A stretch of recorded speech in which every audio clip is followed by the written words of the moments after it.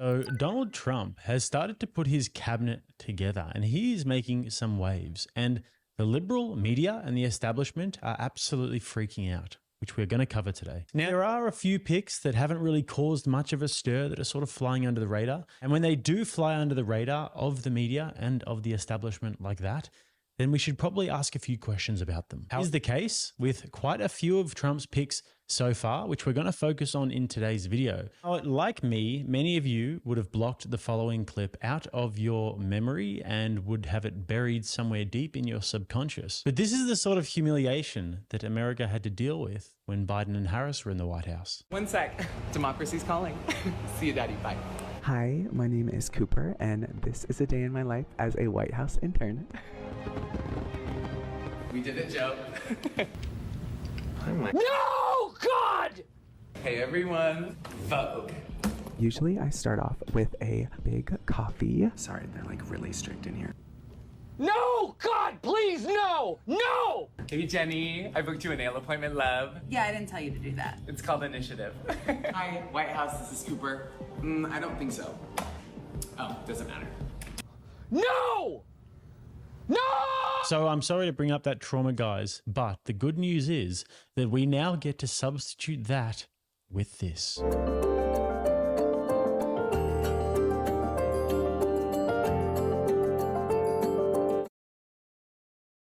Pam Bondi is exactly what I was saying in the last segment that we should all fear, because she's competent. We may not agree with her ideologically, but she actually knows how to do this job. So if anyone on the Democratic side or anyone who cared about liberty or justice was thinking, well, maybe Matt Gaetz will screw this up and that'll give us some time. No, Pam Bondi knows what she's doing. She knows what she's doing about immigration. Remember, Florida is one of those states that's been very aggressive about migrants and deportation and moving people to different states and everything else like that. Florida has enacted all sorts of rules and laws to curtail students and what they can do on campuses and finding legal justifications for manipulating education money. She is a dangerous and effective pick. President Trump appointing Pam Bondi to serve as Attorney General. Bondi served as Florida's Attorney General from 2011 to 2019, and she was the state's first female Attorney General. Before that, she served 18 years as a prosecutor. Now, as Florida AG, Bondi led efforts to combat opioid abuse and end human trafficking. She also helped recover more than $1 billion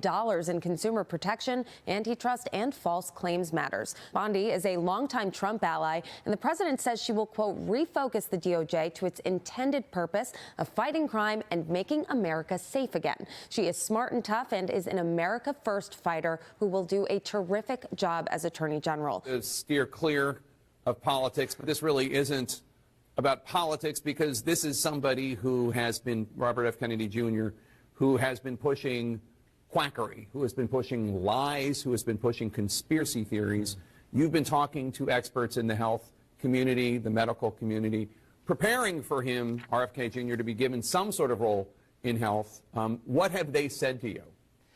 Well, you know, it's not often that the entire medical and public health community is going to be in lockstep on something, but they're pretty close on this in terms of their significant concerns, horror even. Somebody said to me today, I can't think of any single individual who'd be more damaging to public health than RFK. Somebody who they have been trying to smear for years, because if he comes in to Trump's cabinet, then his agenda will be to stop those that are poisoning Americans every single day and make America healthy again. And this is a huge, huge problem for the swamp, because if RFK comes in and does a serious audit of the health department and actually implements the changes that he would like to implement, then some of the biggest donors like Pfizer and Moderna are going to be licking their wounds. And it goes to show, as Pfizer and Moderna's stock prices both took a giant dip as soon as RFK was nominated by Trump. But just think about how perfect this is. I mean, people really like RFK for this stand that he takes. He's a pretty brave guy, and he's really gone up against some very nefarious powers. In his showed them the light a little bit. Anyways, let's get back to it. So Pete Hegseth was nominated for Defense Secretary, which was pretty surprising. I mean, even for MAGA people, I think no one really saw that one coming, because the criticisms are that he doesn't have enough experience in government. Yeah, right. But he is a veteran and a very accomplished guy. I don't think that Donald Trump would nominate someone he doesn't think is good for this job, particularly this one, because this is a very important role. I mean, the defense secretary oversees the biggest budget, bigger than any other department by far. So, like many others, I don't know too much about him, but I've done a little bit of research and he's got some pretty solid takes. Let's check him out. I spent for months my Saturdays just on the phone, off the record, anonymously with guys in service. So senior listed, junior officers, senior officers, all branches, MOSs, eras, but mostly guys in right now, generals, privates. And all the same themes came out. You know, standards are dropping. The woke stuff is everywhere. I feel like I'm walking on eggshells. I heard that all the time, eggshells. I'm a commander, I walk on eggshells. I train commanders. They're walking on eggshells. They're afraid of one misstep on one identification or one gender thing or one racial thing or one trans thing. And the priorities are upside down on what the units are focusing on. And every single one of those distractions means we're less good at our job, which is supposed to be close with and destroy the enemy on behalf of our nation and bring our boys home. That's all I care about. That's what I want our military focused on. Men and women are different because being transgendered in the military causes complications and differences. And the book kind of lays out the common arguments that those on the left or others make, which are baked in social justice. So it started, you know, you saw it under Clinton with the tinkering of Don't Ask, Don't Tell and the reasons for those changes. And I talked to some of the people involved in when that was changed. But it really started to accelerate under Obama. And you saw it you saw the trans stuff come at the end of the Obama administration. You saw the women in combat come at the end of the Obama administration. It's because they looked around at the bureaucracies that they controlled in Washington and the one that was that they didn't control. Obama spent a disproportionate amount of time focusing on the Pentagon. Were skeptical of leadership and eventually brought in political appointees and generals who would do their bidding the way they wanted, which, as you know, in a top-down organization, changes the ethos of the whole thing. So the book is meant to pull the whole curtain back, mostly from Obama forward, and explain how the Army that I enlisted in, or that I swore an oath in 2001 and was commissioned in 2003, looks a lot different than the Army of today. Because we're focused on a lot of the wrong things. Now, one of the other people that a lot of us are thrilled to hear will be a part of the cabinet is Tulsi Gabbard, and she has been nominated for Director of National Intelligence, and the swamp creatures are absolutely livid about this one. Director Brennan, your thoughts about Tulsi Gabbard? Well, Nicole, I think you and Tom Nichols have done a great job just underscoring all the concerns that people have about this appointment. Clearly, Tulsi Gabbard has taken actions and made statements over the past several years that really raise serious questions about her common sense, her judgment, as well as her political sympathies. Cozying up to Putin as well as to meeting with Bashar Assad, I think really does show that she doesn't have the type of perspective that is needed for somebody who's going to head up these 18 intelligence agencies. And as Tom Nichols said, she doesn't have any qualifications. The Director of National Intelligence, that's a really serious position and a very complex and complicated one that requires somebody who actually has an understanding of the intelligence community. It's like an orchestra conductor of all the different agencies and departments that are involved in the intelligence process. And I don't think she understands even the instruments that are involved in this orchestra, nor has she had any experience at the strategic level of running and leading a large, complex organization. Well, I think that Tulsi Gabbard's nomination to be Director of National Intelligence, when I first heard that today, my immediate reaction was hilarious. Why? She's totally not competent for that job. Haven't had a lot of time to do research on the Tulsi Gabbard nomination. But Tulsi Gabbard is someone who has met with war criminals, violated the Department of State's guidance, and secretly, clandestinely went to Syria and met with Assad, who gassed and attacked his own people with chemical weapons. She's considered to be essentially, by most assessments, a Russian asset, and would be the most dangerous. Is that how you consider her? Is that what you consider her? Oh, yes. There's no question. I consider her someone who is likely a Russian asset, who would be as the DNI responsible for managing our entire intelligence community, hold all of our most significant intelligence information and secrets, and essentially would be a direct line to our enemies. And so the irresponsibility of these appointments. Don't you love in the first clip how he mentioned how the intelligence community is not very thrilled about this?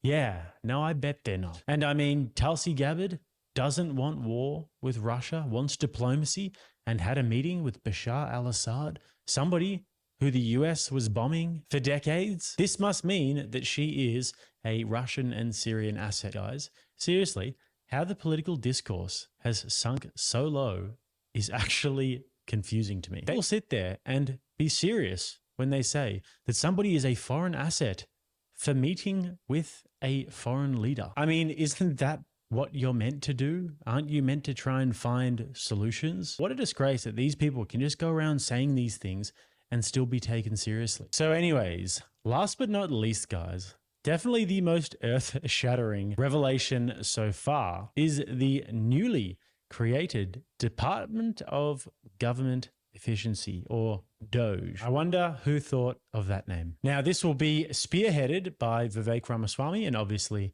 Elon Musk, and we know what these guys are capable of. And Vivek Ramaswamy has openly said that he wants to gut 70% of the swamp bureaucracy. 25% of the people will get 90% of the value delivered, right? So if we're going to have a 75% headcount reduction, which are the 25% that you keep? One of the things that we're working on, and we have a multidisciplinary group working on this now, is large-scale screening, testing, from psychological to knowledge about the federal government to competence to work ethic.